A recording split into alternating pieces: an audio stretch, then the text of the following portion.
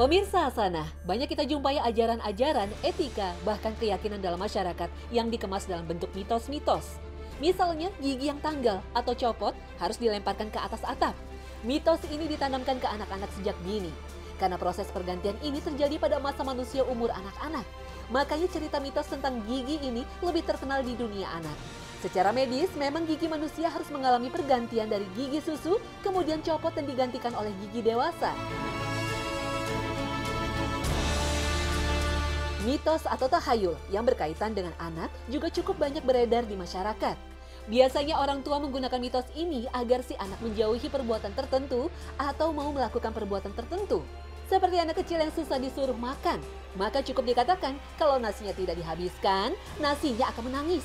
Anak kecil biasanya akan takut jika nasi akan menangis disebabkan ulahnya yang tidak mau makan. Cerita seperti ini terkadang efektif untuk menyuruh anak makan.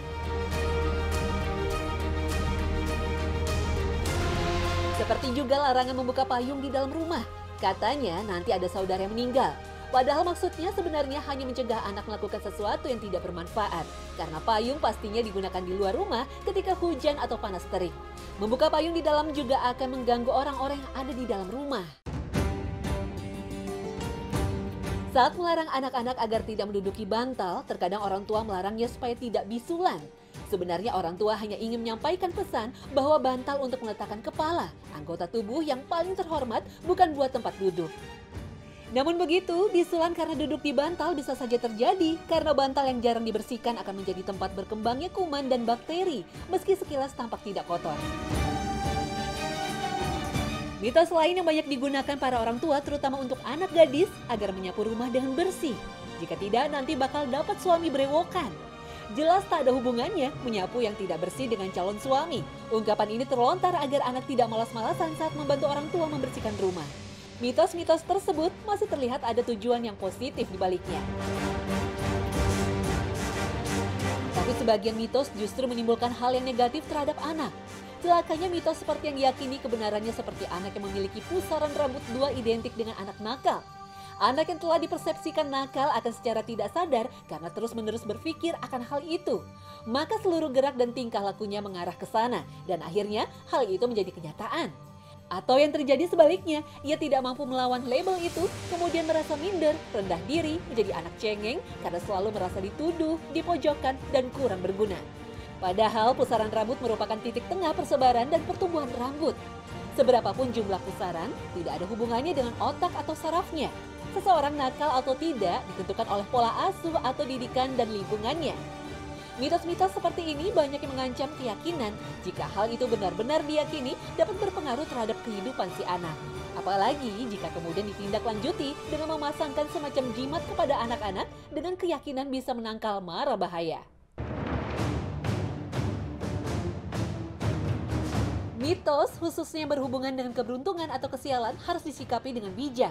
Karena pada hakikatnya tidak semua mitos itu sama, sehingga tidak semua disikapi secara sama. Beberapa pertanda atau mitos yang ternyata terbukti secara ilmiah tentu saja tidak lagi disebut mitos. Seperti melihat pertanda dari kondisi alam. Para pendaki gunung yang berpengalaman tahu jika mata air di pegunungan mulai beracun atau muncul gas beracun adalah pertanda gunung tersebut akan meletus. Demikian pula ketika suatu titik di atmosfer mengalami penurunan tekanan dan suhu 10% lebih tinggi dibanding sekelilingnya adalah pertanda akan terjadi badai atau tornado. Ketika rawa-rawa mengeluarkan gas metan, ini pertanda menjelang badai. Mendung adalah pertanda hujan. Maka keyakinan terhadap hal seperti ini tentu saja tidak termasuk perbuatan syirik. Tanda-tanda musibah atau bencana dari alam adalah sesuatu yang ilmiah dan dapat dipercaya karena berdasarkan ilmu pengetahuan yang telah teruji.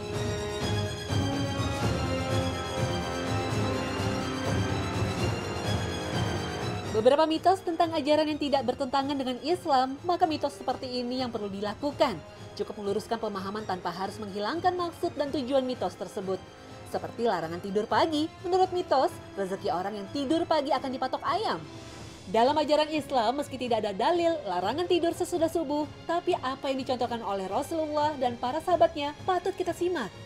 Dari Samak bin Harb, aku bertanya kepada Jabir bin Samurah, apakah Anda sering menemani duduk Rasulullah SAW? Jawaban Jabir bin Samurah, ya sering. Rasulullah SAW tidaklah meninggalkan tempat beliau menunaikan salat subuh hingga matahari terbit. Jika matahari telah terbit, maka beliau pun bangkit meninggalkan tempat tersebut. Terkadang para sahabat berbincang-bincang tentang masa jahiliyah yang telah mereka lalui, kemudian mereka tertawa-tawa, sedangkan Nabi SAW hanya tersenyum-senyum saja mendengarkan hal tersebut. Hadis riwayat Muslim.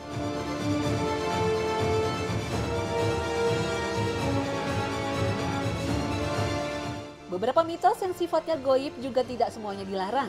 Kita mengenal istilah pertanda. Tidak semua pertanda itu salah atau hanya sekedar mitos.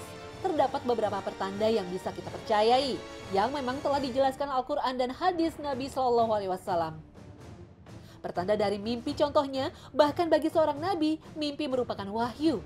Seperti kisah Nabi Ibrahim alaihissalam yang menerima perintah menyembelih anaknya Ismail alaihissalam justru lewat mimpi. Rasulullah SAW bersabda, mimpi seorang muslim merupakan bagian dari 46 bagian kenabian. Hadis riwayat Muslim. Hal yang sama dijelaskan dalam hadis lain dari Ibnu Abbas. Dia berkata, ketika sakit, Rasulullah SAW membuka tirai jendelanya.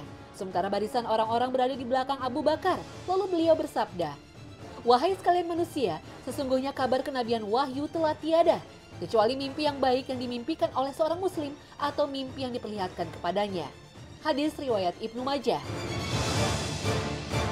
Yang perlu diperhatikan adalah tidak semua mimpi dapat dijadikan pertanda. Takwil atau tafsir terhadap mimpi merupakan hal tersendiri karena tidak menutup kemungkinan terjadinya kesalahan. Dengan demikian, meskipun diperbolehkan, pertanda dari mimpi ini tetap saja bukan hal pasti.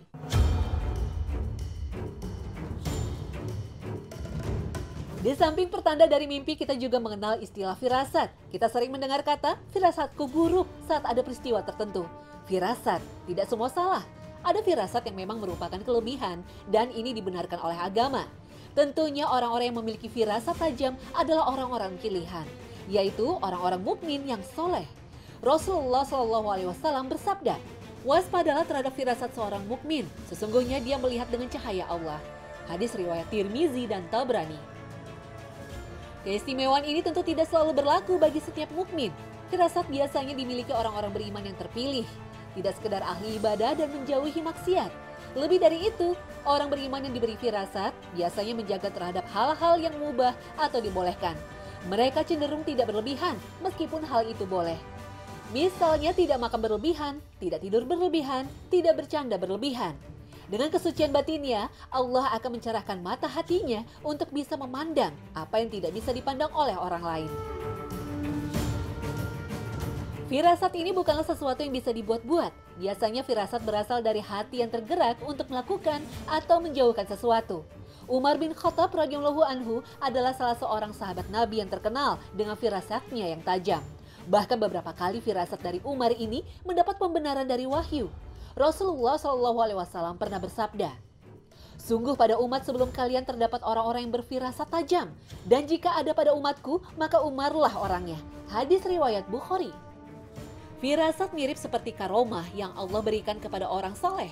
Dengan demikian, firasat juga bukan sesuatu yang bisa diklaim atau diakui sendiri. Terkadang kita mendapati sebagian orang yang dianggap punya firasat tajam, sehingga sering menjadi tempat orang awam untuk bertanya, konsultasi, bahkan meramalkan masa depan.